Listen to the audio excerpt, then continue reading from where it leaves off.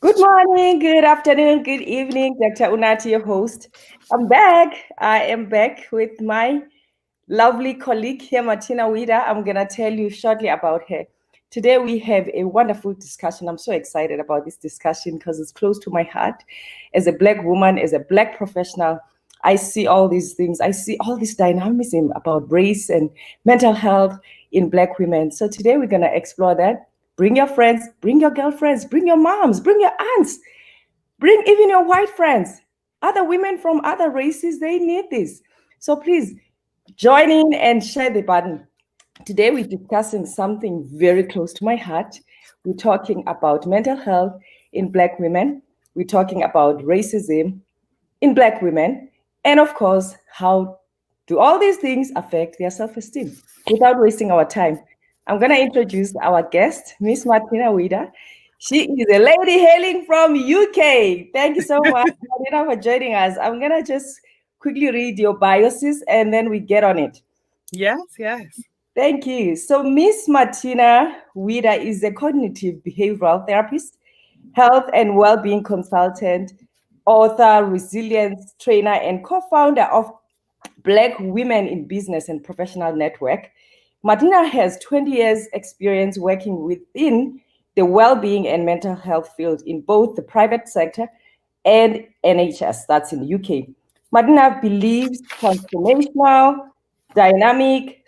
Martina delivers transformational, dynamic, and experiential training whilst also having a passion to see individuals thrive holistically in life through being revived, restored, and refocused. She delivers psychological therapy in innovative and accessible ways, including online, that's video and instant messaging, and via telephone. Martina draws upon her life experiences, including bereavements, rejection, stress, to connect and empathize with her clients, whilst sharing how she has successfully navigated adversity and utilized this for transformation and growth. Welcome, sis. Thank you. It's great to be here today. I know it's been a long time wanting to connect with you. Thank you so much for joining me. So tell me, you in UK and a Black woman, how does it feel being there? I've been there and I didn't have a good experience, but not everyone gets that. Right. I think in the UK, it's quite diverse. I live in the north of England where there's less diversity. Whereas if you go to London, there's a lot more diversity. You'll see a lot more Black women. There's probably more Black females in senior roles and in influential positions in the in the south of the city. Yes. But my mindset is that, if you want to create opportunities, if you want to succeed, you've got to find them. We experience barriers, we experience opportunities, but it's about your mindset. That's what will determine where you're going to go. That will determine the course of your life. So that is my mindset, a mindset for success and growth. Love it. You know what? Actually, my mom was in England for 10 years. That's how she had that mindset too. She had to cross barriers and she loved it. She would love to go back. You know what? Let's talk about racism in the workplace. You work, I do mental health too. How do you navigate that?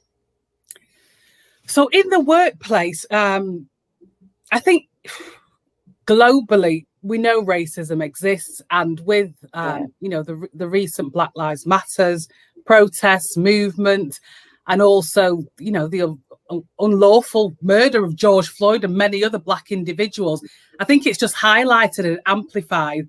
Racism exists globally, whether it's covert, whether it's overt, whether it's kind of institutional racism. It does exist. And recently, I don't know whether you're aware of it in Canada, but in the UK, there's a program called I think it's Britain's Got Talent, and there's a dance troupe, which are the group the kind of mixed race individuals, and what they did is that they did a performance which was based on recent events, based on the death of George Floyd, and it was looking at I guess promoting equality, diversity, and tackling these issues.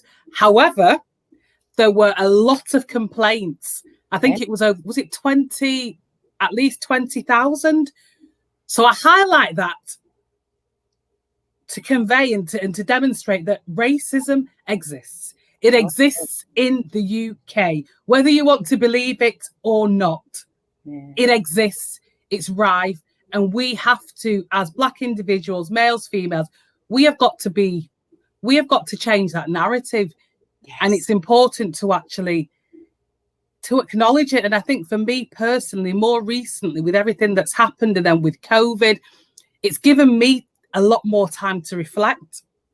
And it's brought me to this position where I feel like in my career, my profession, that I have to be a voice because I'm a Black psychotherapist. The reality is, I don't know what percentage of Black women or Black and minority ethnic women are in the profession. There's not many. So I feel that I have to be a voice for my people, for Black women.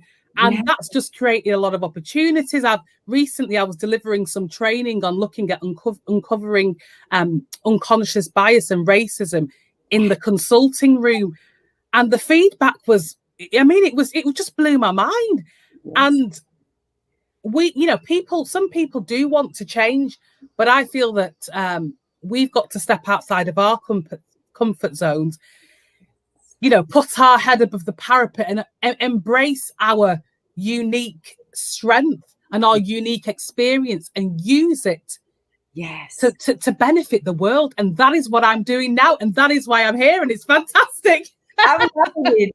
You know what, Martina? I actually feel the same way. I actually know that here in Canada, we very few Blacks. I don't necessarily have the stats, but I was looking at the stats in even in the healthcare.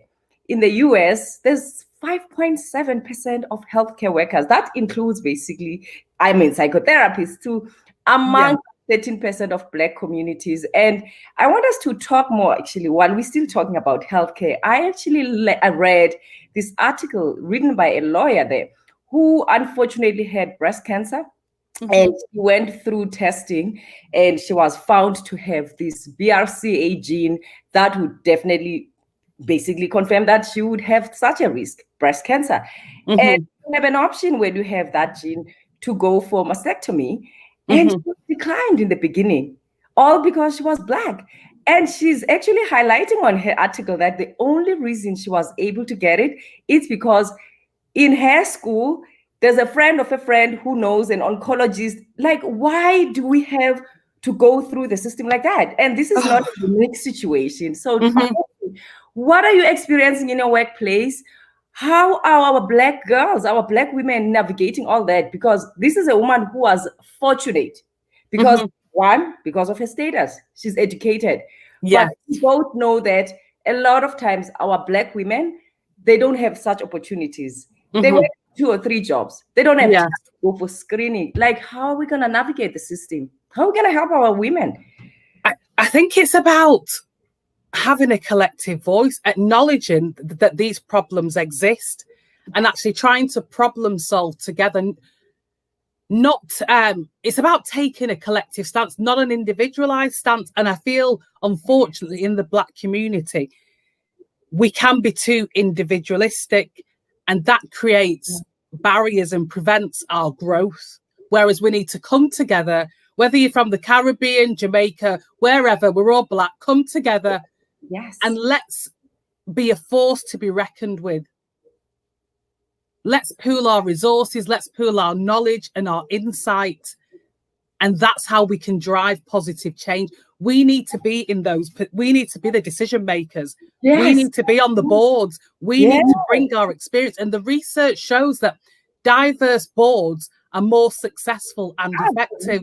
So visibility is key. We need to be visible. We have a voice, we have knowledge, we've got insights, we are professionals, but we need to just remove fear and just take a chance, take a risk.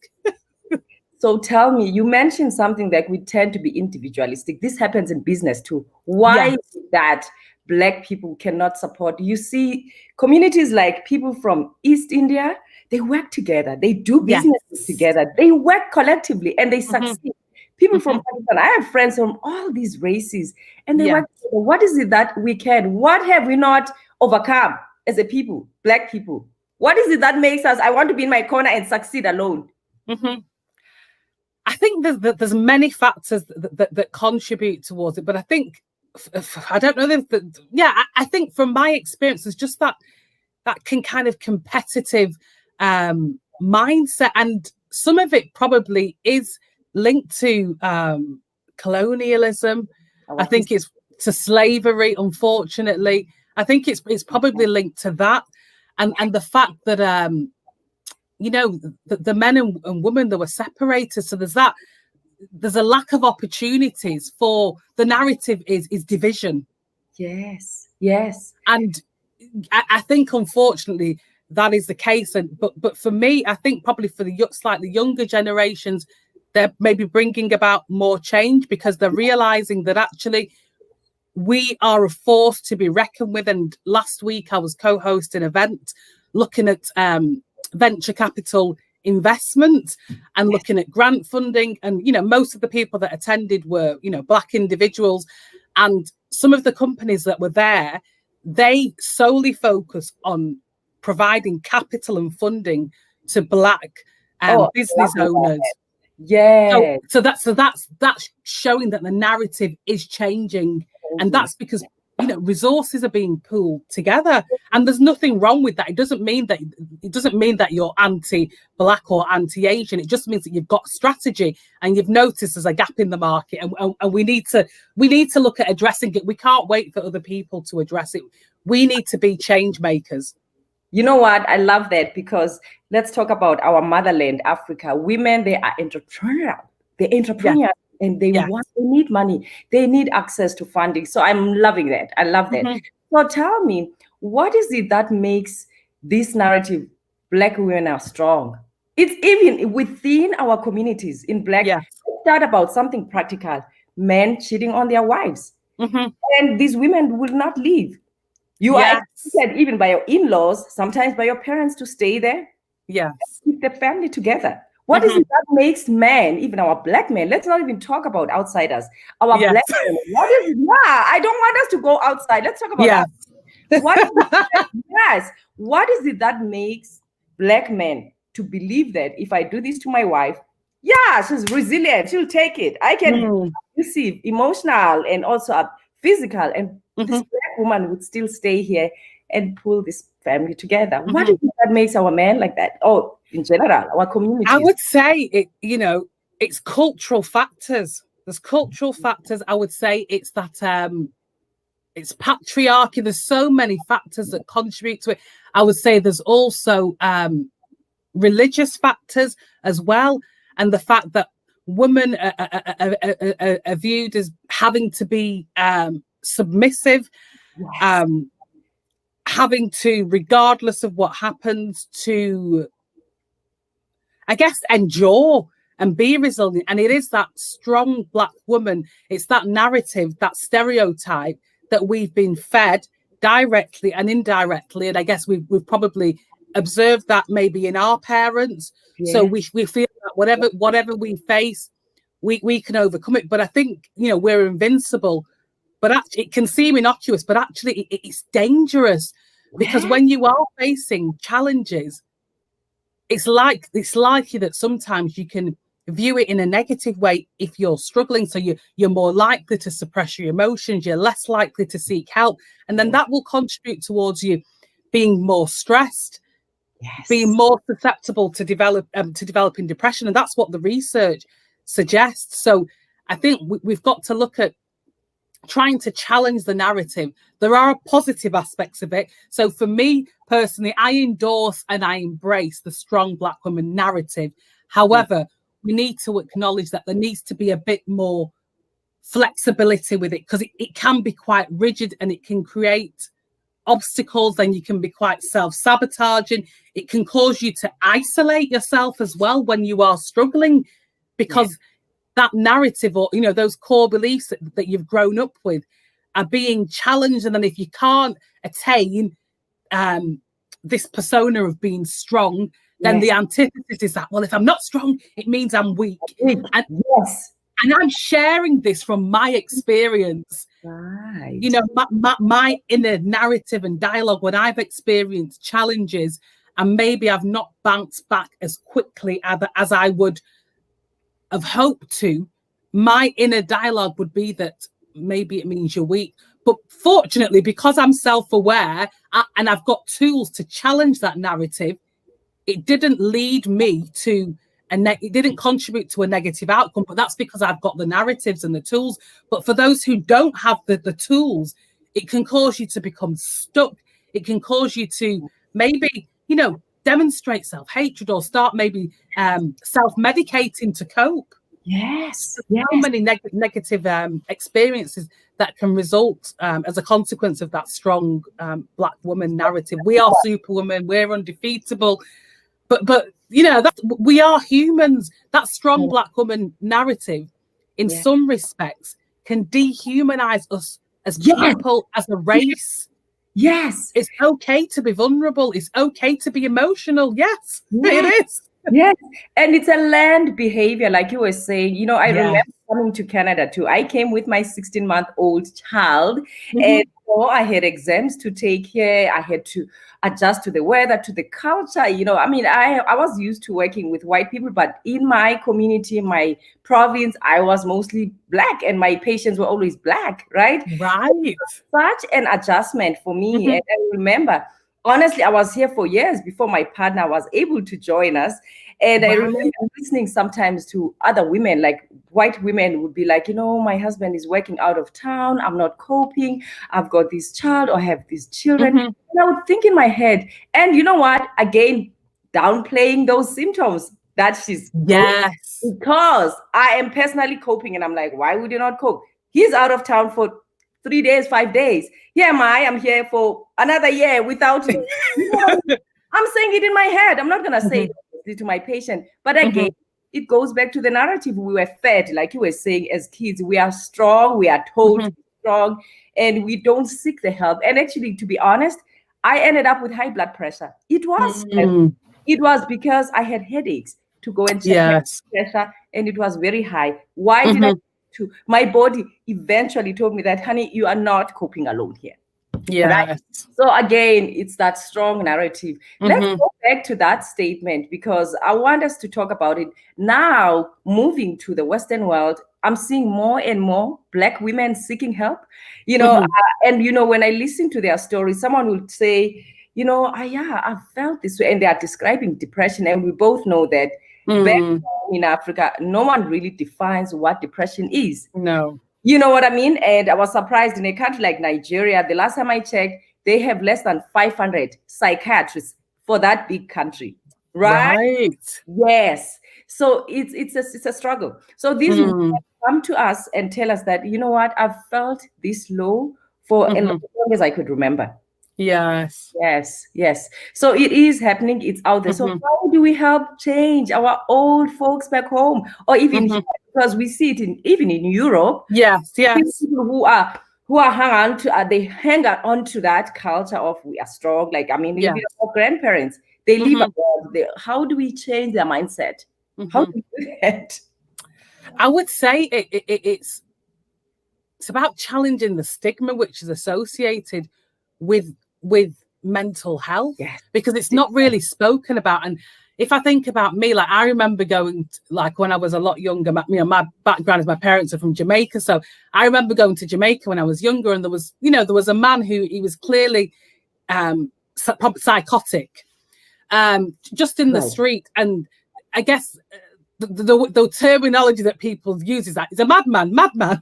So just that in itself is not going to encourage you to explore your emotions. So I think it's about creating safe spaces for men and women to come together to talk about emotions and feelings, and to acknowledge how being an immigrant, or parents who are immigrants, acknowledging how being a minority individual, how that, and possibly experiencing racism, how that will have an impact on your mental health, whether you like it or not. And being accepting of it, not seeing it as something negative, and knowing that it's something that can be managed and and that can be addressed just as physical health can be, treated, mental health, emotional health, it's no different. It's no different. You know what? I actually just, now that you're mentioning that, creating that community, I just created a community of bringing men. It doesn't matter which race you belong to, men, and we discuss for an hour men's health. It's been beautiful. Right, that's fantastic. Yes, and it's such a vulnerable group, and they come in from all walks of life. Yeah, they're so vulnerable, and they are talking out their emotions. It's been the questions they are asking, and some of them, they're still feeling uncomfortable. They're asking their questions anonymously, but they're asking the questions. It's such a really with our community, and it's beautiful how even at work, I'm starting to see even male patients, Black men, coming crying and say, "Doc, I feel depressed." They want something, like, how can you help me? Like, they cry. That's another thing about us. As much as women, do you see a lot of crying in Black women when they come see you? If I'm being honest, I would say some. But in the UK, I've worked in the mental health field for over 20 years. Right.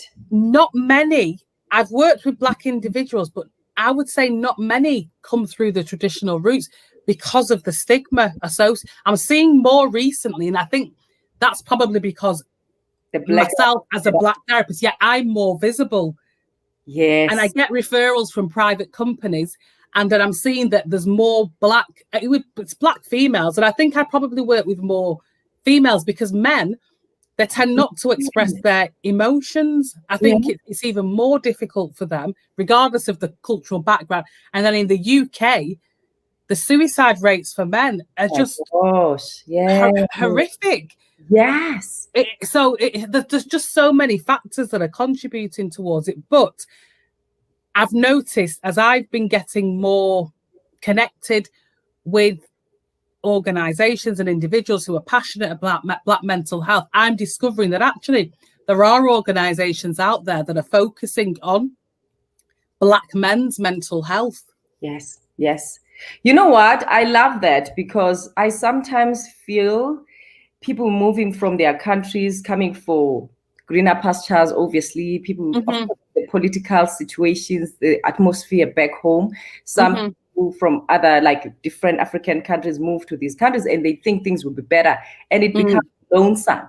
People also discriminated against their language, their accents. Even though you cannot express it. One time I had to call into order one lady who was impatient with a guy who was in front of us at a bank, because this poor guy was trying to express himself to the teller. And fortunately enough, the teller was patient enough to listen to this guy. But a white lady behind me was so impatient, and I had to turn around. I said, "Honey, imagine yourself placed in the middle of Somalia. I just came to the country, or like any other country that speaks maybe Arabic. I was just coming to any country. How would you feel? And you want a service like this man."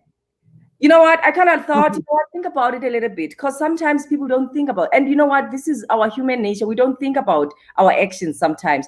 So like you're saying, it's quite important as Black women or as Black men, when we get such opportunities, let's educate people that we meet, because people that grew up with a privilege, sometimes they're not even aware. I'm starting to talk about it with my patients. I've seen also kids coming into my practice asking their parents, "Where is the doctor?" And I'm like, "I'm the doctor." And this poor kid, not necessarily racist, but it's not talked about. And you know what? I'm yet to receive response from one of our TV stations. I wrote a very long email saying, "Start bringing us to your TVs. We have a long list of professionals in this community, in this city. Bring us on," so that also kids, because kids watch TV. Kids, if they don't see us, indeed, they will think I'm a nurse, right? Yes. You know what I mean? It's very true. It is true. So tell me about the workspace. Go ahead, sis. I was just going to say, it's some of these experiences which can have an adverse effect on our mental health. as well. But I feel that probably sometimes because there's that strong Black woman narrative, you just overlook these things, you minimize them. Yes, I can deal with that, but actually it can have a cumulative effect. I just told you I had blood pressure. That's it. And we don't realize. I think for me personally, over the past 6 months with COVID, having more time to reflect, and then the Black Lives Matter process and death of George Floyd and everything associated with it, it's just helped me to reflect and allowed me to see that I have just dismissed and minimized many things. Yes. Maybe covert racism, because you just become accustomed to it, and you've got to cope, and you will succeed, and all of that goes back to that strong Black woman mindset, and narrative, which it can help, but it also can be detrimental. It can be. I was actually talking about COVID-19, looking at the stats in the US, with the deaths. It's more Black, and also it's more Hispanics and Black community. And you wonder, because honestly, these papers are coming out that these people are turned away. They are less likely to have the tests on time. And I mean, we both know that with the history they have, that there's really high history of adverse childhood experiences. So there's more diseases, there's more OPDs, there's more high blood pressure, there's more diabetes, causing these people to have this risk of contracting COVID-19, right? So honestly, how do we, and I guess, I mean, with the 5.7% of their Black healthcare workers, how are they going to reach them? Tell me, in the UK, do you guys have more outlets like TV, like social media? Because we're using social media, voice for Black people to come up and speak? I guess it's probably just maybe similar to the US, really. I know since everything that's happened with the Black Lives Matter process, I think I've noticed there's been a lot more new organizations that are popping up. That's what I've noticed, especially on Facebook. But that's what I've noticed, and there's been, I guess, more, a greater sense of unity and cohesion. Right. Even on Facebook, this is the interesting thing. I mean, even with justice, you see interracial relationships on Facebook. Few times I've seen interview between a wife and a husband. Maybe a wife is white and the husband is Black. The same family, but the man who happens to be Black has actually experienced racial issues with the law, like the police would stop him. Like, it's so terrible. I had a friend sharing a story about his kids who were in the same community. They grew up there. Suddenly, police were called on these kids because they were walking around apparently not belonging to such a community. Right? Where are we going to live? I mean, honestly, with the opportunities we're getting, we also advancing ourselves. We will in areas where probably we weren't supposed to be there. I mean, never experienced that personally. I mean, there is racism. It's quite violent, but I mean, you see it. I mean, I have colleagues or maybe friends who work in the government who have experienced it. Actually, let's talk about the workspace. We don't see lots of Black women in leadership roles. They come to UK, have the education in UK, get the accent like Martina, but we don't see Martina's up there. Like, come on, Martina, you have your education, you have the master. Like, you know what I mean? So how come we're not seeing lots of you guys up there? It's the lack of role models, and the fact that there is an underrepresentation. It contributes to your feeling that you're actually not invited or welcome to the table, or you may arrive at that place, but you don't stay there. Right. Because you don't feel that you can be your authentic self. Right. Or if you are there, I mean, some of these are generalizations. If you are in that position, then maybe you feel like, or some individuals feel like you can't fully embrace your culture. Wow. I mean, women have been bashed for their hair. You know Yeah, that. yeah. They're bashed for their hair. I mean, the way they dress. Hmm. You know, recently in South Africa, I'm from South Africa, there was Hmm. actually, it went viral. So this one store, do you guys have a Roots there? Like your store Roots? Is it? No. But anyways, it's more like it's a cosmetics store. I don't remember the UK big store. Okay. Yes, but anyways, it's more like that very big Hmm. store, and Yeah. they compared the straight hair, the weave, as Hmm. the best manageable, and then they compared it to our hair, which is damaged and ugly. You know what I mean? But you know what? I took offense a little bit on that, but I had to reflect on it. Hmm. Reason being, maybe it's about time we embrace our hair. It's about Yes. time. For me, it was what was the lesson for me there was yes, now they are seeing that we embrace their straight hair more. So what are we teaching our little girls? Mm. Right? To me, it meant this is an aha moment. This is awakening that yes, the world sees you, you do not embrace your hair, and hence they have such audacity to say such. Yes. Oh gosh, that's Yeah. awful.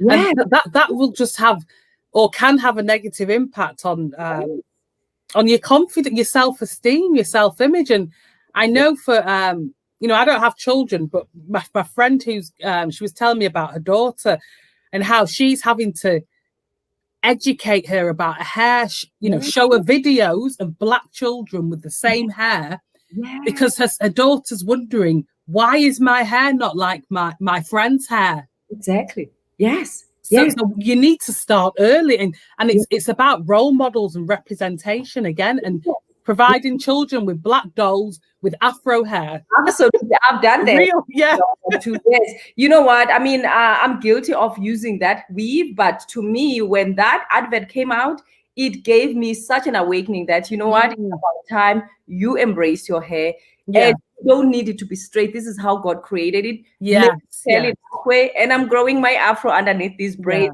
Honestly, that's what. And unfortunately, I have not used a chemical for 10 years now. Hmm. You know, so Right, tell me, Martina, so how do we move forward as Black women? How do we empower? Because again, we see all these organizations, the sisterhood, but yeah, like, I mean, I'm glad to say I do belong to groups like even in business, but there's hmm, not many. There's not many even in business. Women yeah, like racing each other. hmm, Like, how are we gonna help it? And again, it goes back to what you were saying. There's that individualistic. You still see. yes, 2 days ago, I was talking to a friend who happens to sell products from Africa. She hmm, said to me, instead of my girlfriends supporting my business, instead they're like, you know what? You selling your beans? I'm going for my beans too. I'm bringing them along. I'm gonna sell them too. Like, how do we help each other? How do we help? How do I embrace Martina with her beans hmm, without me wanting to grab it and want the beans yeah. that she's selling? It's that mindset shift that needs to happen. I think it's important that people need to focus on. It's not competition; it's collaboration, Collaborate. working together. Competition is healthy. Competition can allow you to grow and expand and diversify what you're offering.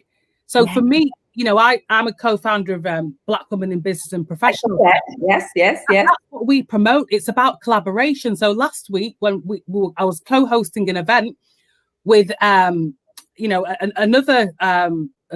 she's a financial professional, but she's also an event runs an event management consultancy. So and she also runs a Black Excellence Network. She's based in London. I'm in the north. So we collaborated together on that event.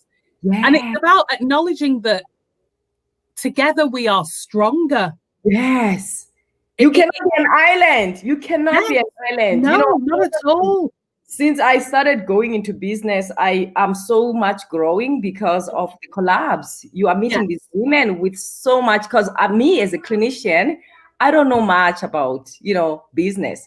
I Mhm. had to learn all that because Yeah. obviously I'm collaborating with other sisters, and it's been a wonderful ride for me. Yes. So, Yeah. you know what, Martina, tell me, how do we move forward, right? How do we move forward embracing each other and also teaching other women and also our girls that are growing? Hmm. What advice would you give young women who are in university, college. Because I'm starting to see even university students, they're starting to do each other's hair, that embracing each other's hair, and also even other businesses, small businesses. Yeah. How do we move forward? Like helping each other, I would say it's just about looking for opportunities, thinking how you can collaborate, because it happens in the business world, and the research and science shows that when you do collaborate, when you partner with organizations, you're going to be more successful and effective because you're bringing different skill sets together. But it's about having business and strategy. So, for example, in the UK, in the areas where there's a high concentration of Black businesses, or I'll say Black restaurants, or barber shops, yes, it's about acknowledging that that's okay for that to be the case, but then each business needs to find their niche. So there can be multiple restaurants, but what are you going to offer different? right. Or how can you collaborate and maybe offer another service together? Yes, It's a mindset shift.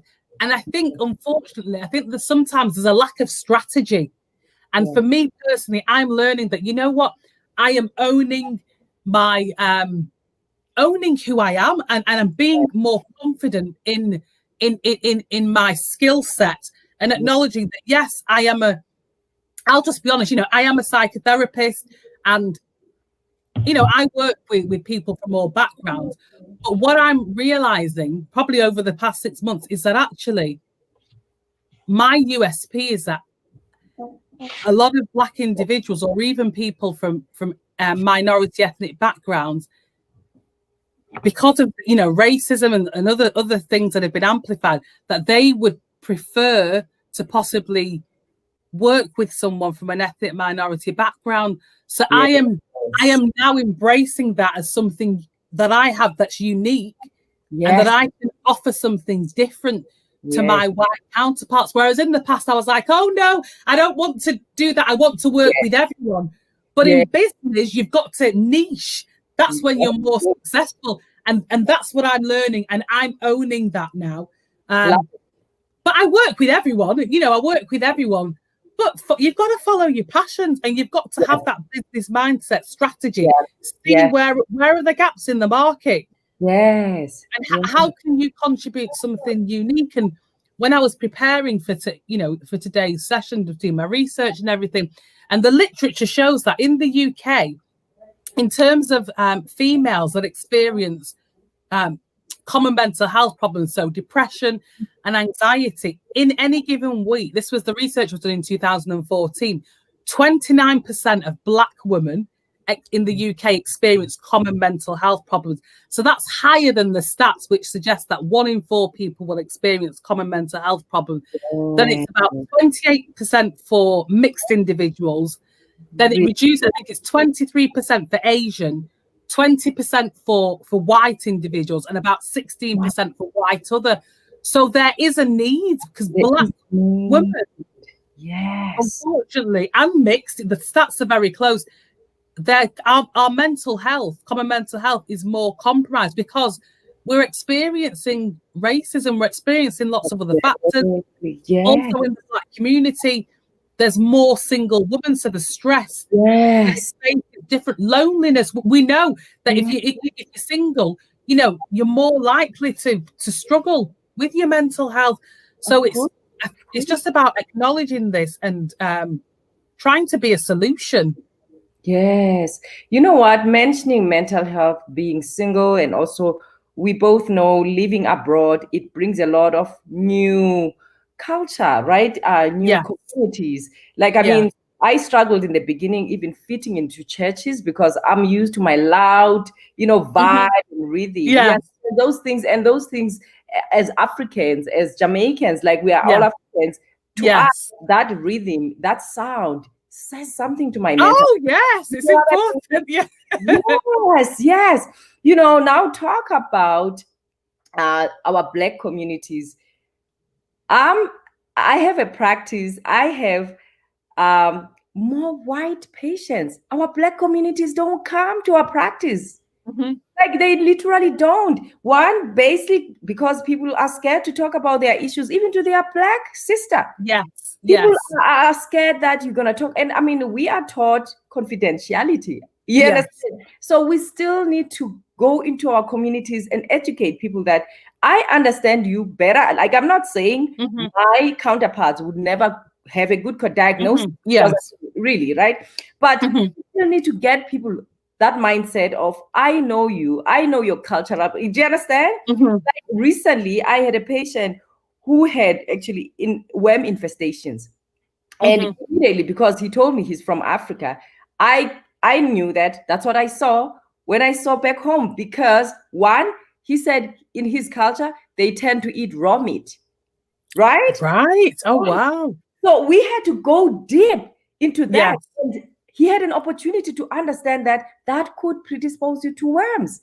Not saying, Yes. not saying white people or other races would not have worms, but we had an opportunity to go deeper into the culture and even why Mhm. they eat raw meat in his culture. You understand? Mm. So these are the opportunities people would have to explore when they have seen a doctor of their color, right? Mhm. Understand them better. So Yes. opportunities, they kind of bring people to be themselves and be authentic and share these experiences. Because Yes. I never knew that people do that, but he Mhm. shared that, and we corrected it in an unjudgmental way. Mhm. But he got to understand the consequences of eating that, right? Mhm. So tell me, the self-esteem, you mentioned self-esteem. I'm keen, I'm always keen to educate kids and all that as a mom Mhm. on that, right? More especially as a minority, because our kids, recently, there's two children in my community, not really in my community. One just died of suicide. And we Right. one, yes. Last year we had a 9-year-old Syrian kid who, yes, Oh, yes, bullying. How are you? Are you in that space, schools? so Because I work with young people as well. Yeah, I work across the board. right. Yeah, bullying. Unfortunately, it is. Yeah, it is pervasive, and that does, as we know, it does affect someone's self-esteem because it causes you to question your identity, and there's that sense of otherness and Yes. difference. And I work with young people who have got neurodevelopmental difficulties, so ADHD and ASD, alongside the Yes. the common mental health difficulties. So in terms of addressing that, if there's any parents who are listening, it's about, I guess, praising and rewarding your children. Yes. So there's that sense of self-acceptance and, Yes. and, and even acceptance of your identity. If you are from a minority or ethnic group, that you are loved, you are beautiful. All Yes. cultures are beautiful. And it's about being a role model. I think being conscious of our own of our narrative and of what, I guess, of what we're discussing in front of our children, because they pick all of that Yes. up, don't they?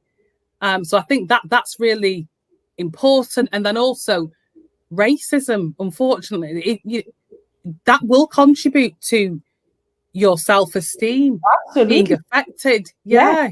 Yes. It, Yeah. it, it, Depression. I mean, this 15-year-old, like 2 weeks ago, she committed suicide. A black kid who was bullied in a Catholic school. Yeah. Mhm. And apparently there was also about her hair, all that kind of stuff. So Right. you're right. It's about time as mothers, as fathers, we embrace who we are, and also Yeah. our children to learn from us, right? Yeah. You know Yeah. what? I love this conversation and it's coming to an end soon, but I want Yeah. us to give an opportunity to our viewers here. There's some comments here. Yeah. Okay. That's great. Yes. So Haida says, I guess he's saying hi. Mm-hmm. Bobby says, Madam, please help me. My head is very tired. You know what, Bobby? You need to see your health professional.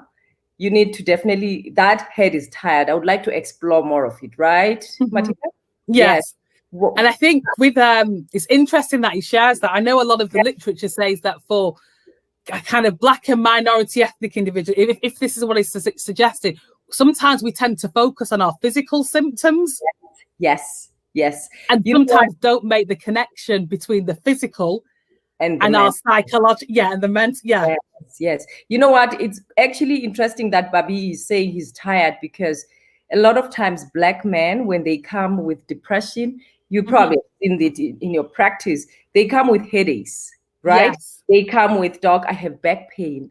I have stomach pain. They come with Yes. all these physical symptoms. Yes. And sleep. And Yes. sometimes they have aggression and violence. That's why we're fighting Yes. gender-based violence. So, Yes. man, I would love, Bobby, definitely see your doctor or your psychologist, your counselor, seek help so that you can explore those symptoms. Thank you for sharing that. Yeah. Okay, more honorable Ololula Julo says, Grand Rising Kings and Queens. Absolutely. Let's rise. Yes. Be one. Yes. One Yes. father. Ndolo Yang says, yes, Mama, it's all about mindset. Each one, teach one. Love that. Yes. Yeah. Definitely. Yes, we need to do that collaboration. David Nabuara says he's in the house. I know Dave. We work together a lot. El Khalil says, Grand Rising from California Bay Area. Thank you so much. Oh, wow. Community here. Nathaniel says, rise up, my sisters, positive mental attitude, reparations, and cultivating self-reliance. Love that. Yes. Working together, self-reliant, but also don't be an island. Yes. Right? Yes. I love the fact that being African, we are taught to have that the extended family units. Are you seeing that dissipating in in UK? Because we are raising our children abroad. They don't get to see their, we're starting to see grandparents, adoptive grandparents, where we are not many. Yes. It's there. I would say in the UK, it varies. It varies. I think it's more to do with the younger community, maybe probably, is it Gen Z and not millennials, or maybe millennials and below, maybe rejecting it in some way, not viewing it as important. Really? That's I think, yeah. But I think it depends. It depends. But I think there's more. I think for some individuals, there's more of a focus on assimilation into the British culture. Yes. Guess what? In Africa too, though. I was talking to a friend who lives in Johannesburg, and I was actually impressed with how her kids, they have these neighbors they play with, and I was like, wow, that's awesome. Yeah. In my community, sometimes we live in these bubbles. You don't know your neighbor. Yes, you say hello. Yes, like your kids are in the same age group, they will play together. But otherwise, your child has to go to the other side to play with his friend or her friends. And I said, it's so hard because my mom does not live in Canada. And she said, actually, a lot of my friends and my colleagues are experiencing that here in South Africa because they go once a year home. Things have changed. People migrated. Bigger cities. So yeah, things have changed really. One of my colleagues here, Zoliswa Ezo, she says, I'm listening. She's awesome. I've heard it 3 times here. And she said, I'm loving the conversation, my friend. Thank you, Zoe. Thanks for support. Zoe is a social worker. She did an amazing content here on single parenting, parental alienation. Right. Awesome. Yes. Sutuka says, keep it up, Nati. You are doing a great job. Thank you so much, Sisi. Thank you so much. We're making a difference, right? We're trying to shine in our little corners. Wow. That's what we've got to do. Try and make, have an impact in your world. Absolutely. Yes. The little we do, it ripples, right? It does. And it's about being role models, being a role model for the younger generation. And realizing that we can be change makers. Yes. You know what? Go ahead. Yes. No, we can be change makers, and we have influence, and not being afraid, and just embracing it and running with it. Rolling with it. You know what? I loved our Miss World. Zosie is South African, as you know. She said, take up the space. I'm taking up the space. We have a voice, we have the same intelligence. Yes. The role models. I'm even actually, I was talking to few leaders, like a few heads of these societies, that guys, we need a community where we'll bring together us professionals, let's come and talk to our children. They need to see a Black doctor. They need to see a Black nurse, a Black teacher, a Black psychologist, psychotherapist. They need to see these things. Yeah. Because a lot of times, like you said, there's no role models. Yeah. There's no it's so yeah. And it's the long-term impact upon it is it's extremely negative, and it puts you at a disadvantage. It really does. And I'm in the process of setting up an organization that is looking purely at Black mental health and online platforms for pooling resources together and it's mainly because of the stigma. The Black community are not going to talk to their doctor or white doctor about the mental health, unfortunately. So, I'm like, okay, I will be that change.